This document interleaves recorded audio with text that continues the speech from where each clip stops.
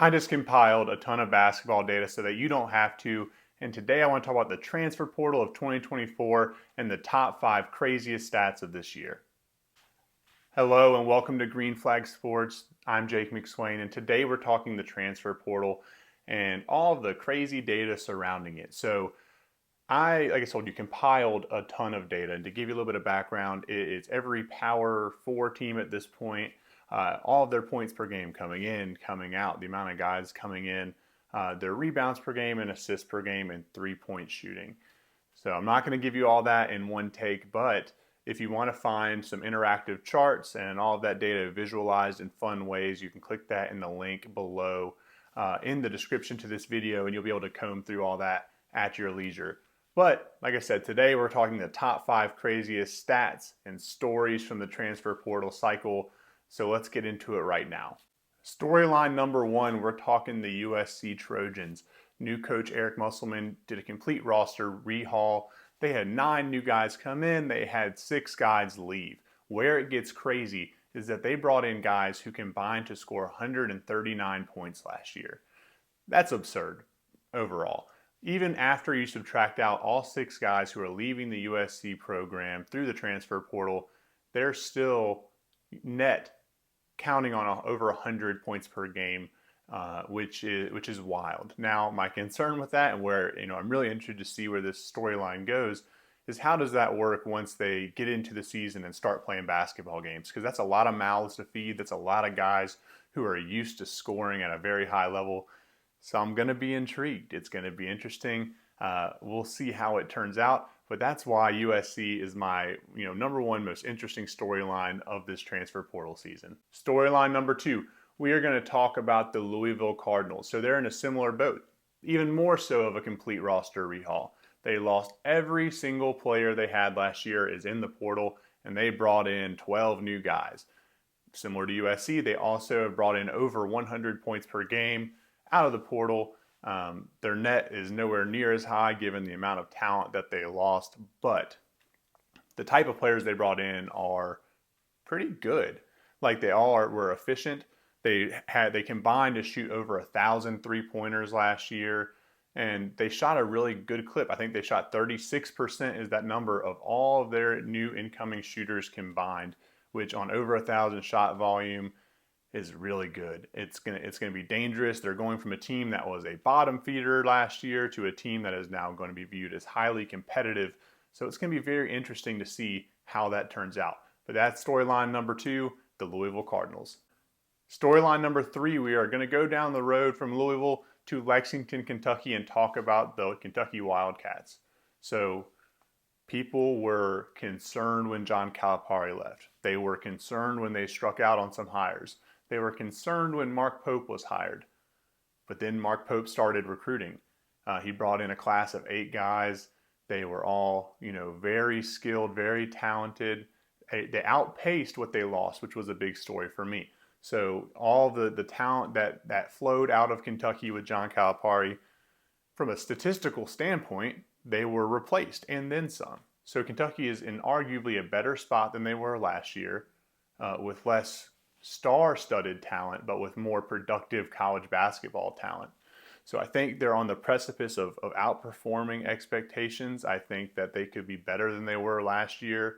And, I think fans are going to be very happy with Mark Pope. And I think the stats from the transfer portal are going to back that up at the end of the year. So big win for them. Very excited for Kentucky fans. They're my number 3 storyline. Speaking of John Calipari, he is part of my number 4 storyline. So Arkansas, a lot of talk of him bringing in some good players, and he is bringing in some really good freshmen. He brought some good, highly regarded players, I should say, with him to Arkansas. But he didn't replace what he lost. When Musselman left, they lost a ton of scoring. So they're one of the teams that is in a net negative spot. So they lost more scoring to the transfer portal than they ultimately brought in. And so that makes you have a roster where you're going to be ultra reliant on freshmen that come in. That one and done style of basketball is kind of dead at this point. So that's concerning. The other half of storyline number 4 is another I'm going to keep saying Power 5, but now it's Power 4. It's another Power 4 team, and that's the Florida State Seminoles. probably the biggest overall loser of this transfer portal cycle. They are, hugely in the negative in net points per game. So they lost substantially more scoring than they received. If you look at the graph on the website and the scatter plot and hover over Florida State, you'll see what I'm talking about when, the trend goes from left to right and Florida State is at the very bottom, very left, not the place you want to be. This could be a bottom out type of year for Florida State, and that's sad for what Leonard Hamilton has built, but ultimately it's where they're at, and that's why they're part of storyline number 4. And lastly, for storyline number 5, I just want to talk a little bit about the ACC. So there were some teams that, the transfer portal was very kind to them in 2024. But the conference as a whole was kind of a loser. Was kind of a dog throughout the 2024 transfer portal cycle. So when you look at the stats, it bears that out. So when we look at a conference's net points per game, entering and exiting, after you factor out talent that left the conference, you're looking at the ACC only really adding approximately 140 points per game, points per game overall.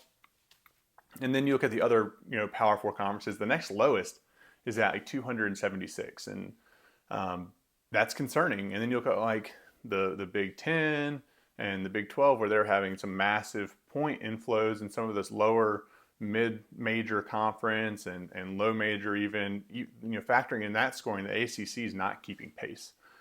That's concerning. You look at big names like Carolina, definitely contributed to that. They brought in a couple of good pieces, but really, swung and missed at some of the top level talent throughout the country, and that leads to situations like this. Like when NC State and Duke are your flag carriers as a conference, and even Duke losing some premier talent to other conferences, it's a concern. So the ACC on notice. You've already been kind of ragged on by the selection committee, by the media.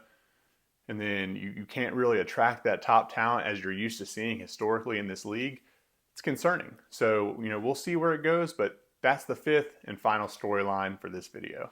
Thank you for tuning in today. Different type of video than I usually put together, but please check out those charts and tables that I mentioned to you, all available in the link in my description, completely free. You'll be able to interact with them, select, hover over some things and get more information. Took me a while to put together. That's why I was a little bit of a gap between my last video, but definitely curious to get your feedback. Want to know your thoughts on the transfer portal and on this cycle, but feel free to drop a comment. I would really appreciate interacting with you guys, and thank you so much for all the views and for being here with me today. If you got something out of it, please like the video, subscribe to my channel. Would love to continue to build this community and reach some more people. But thank you for being here today. I appreciate it, and I will see you on the next one.